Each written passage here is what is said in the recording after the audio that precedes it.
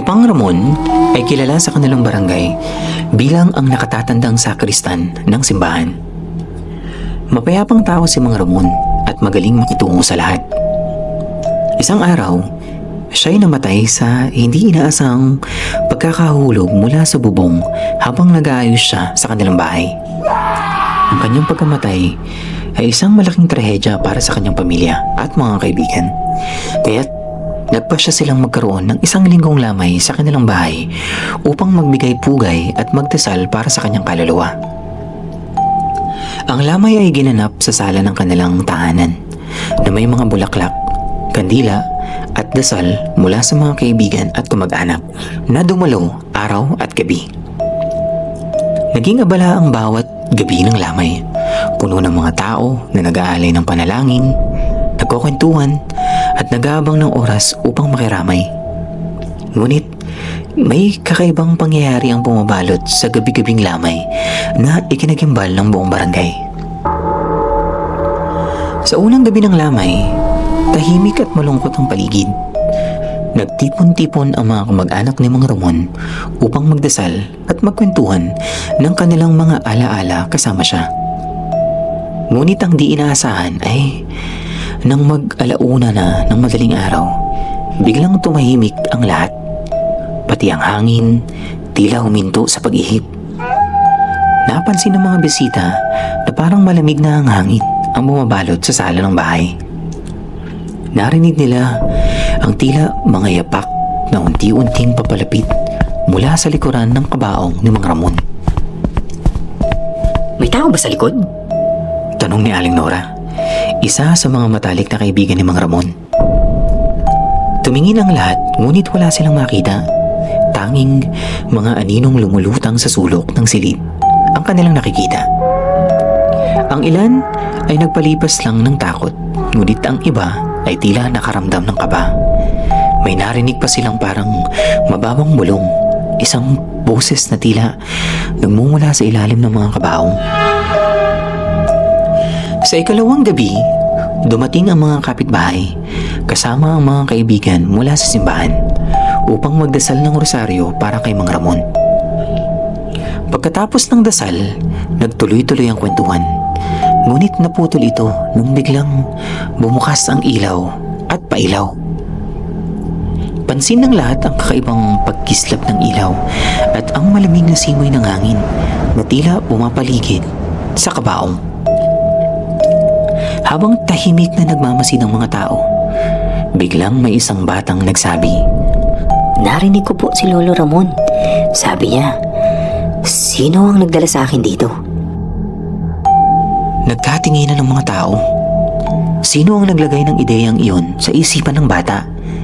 Ngunit alam nilang si Mang Ramon ang kanilang ipinagdarasal, kaya't nagpasya na lang silang ipagpatuloy ang kanilang mga panalangin. Sa kalagitnaan ng gabi, isang matandang babae na hindi kilala ng kaanak ni Mang Ramon ang biglang dumating. Maputla ang babae at walang buhay ang mga mata, pero seryoso itong naglakad papunta sa harap ng kabaong. Tahimik itong bumigkas ng mga salitang hindi maintindihan ng mga tao. Napatingin lang ang lahat sa kanya, ngunit hindi sila makakilos. Siya ay nagbabalik para sa isang kasunduan. Bulong ng matanda bago ito biglang naglaho. Sa ikatlong gabi, mas maraming dumalaw sa lamay, kabilang ang ilang matatandang may karanasan sa mga kababalagan. Isa sa kanila ay si Mang Tino, na kilala bilang isang albularyo sa barangay. Kung may sinumpaang pangako si Mang Ramon bago siya pumanaw, maaaring bumalik siya upang tuparin ito. Sabi ni Mang Tino habang binubuksan ang kanyang dala ng mga halamang gamot. Pero wala naman akong alam na pangako si tatay. Sabi ng anak ni Mang Ramon na si Linda. Wala po siyang nasabi sa amin. Subalit, biglang may nagpakitang imahe sa salamin na nasa ibabaw ng kabaong.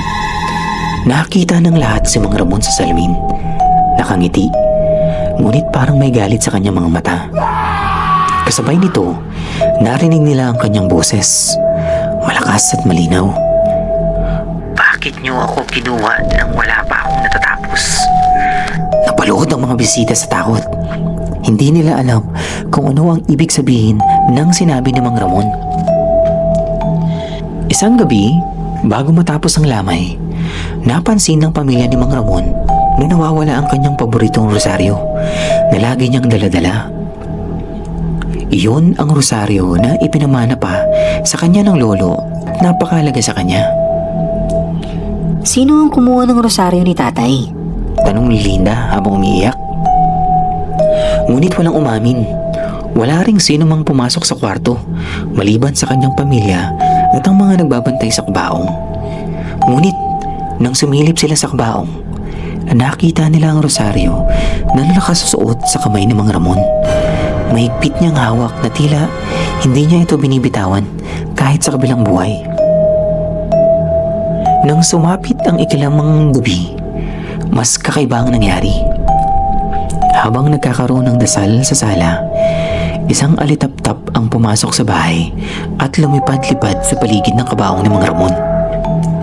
Tahimik lang ito sa simula, ngunit nang magsimula ng magsalita ang pari, biglang bumilis ang paglipad ng alitap-tap. Parang hindi ito mapakali. Baka po si Mang Ramon yan. Sabi ng isang batang babae na may matalas na paningin. Ang lahat ay natigilan at napaisip kung ito nga ba ang kaluluwa ni Mang Ramon na nasa alitap-tap. Dumating na ang ika-6 na gabi ng lamay. Alam ng lahat na kinabukasan ay ililibing na si Mang Ramon.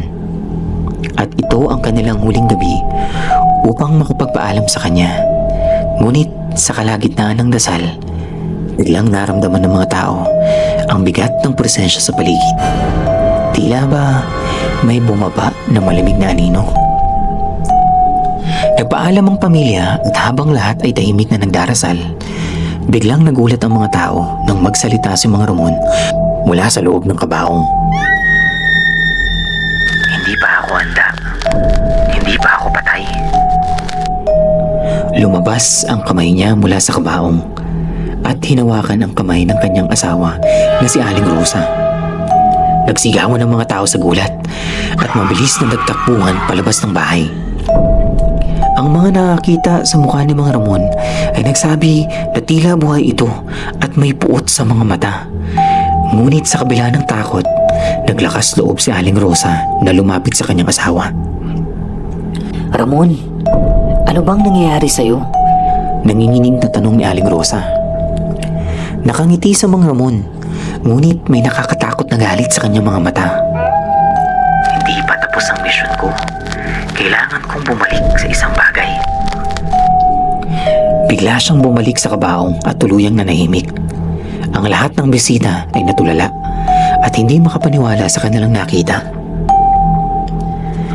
Kinabukasan, sa araw ng libing ni Mang Ramon, mas marami ang nagpunta sa sementeryo upang masaksihan ang muling paglalakbay nito.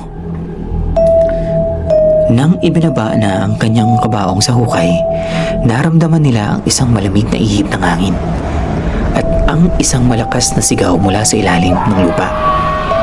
Napatingin ang lahat at ang iba ay nagsitakbuhan sa takot. Pagkalipas ng ilang araw, ang asawa ni Mang Ramon na si Aling Rosa ay natagpo ang patay sa kanilang tahanan. Nakangiti at maigpit na hawak ang rosaryo ni Mang Ramon. At sa palibot ng kanyang katawan, may mga alitap-tap na tila nagbabantay sa kanyang pagpanaw. Simula noon, tuwing may lamay sa barangay, sinasabing nagpapakita ang kaluluwa ni Mang Ramon. Naghahanap ng kasamang magtutuloy sa kanyang misyon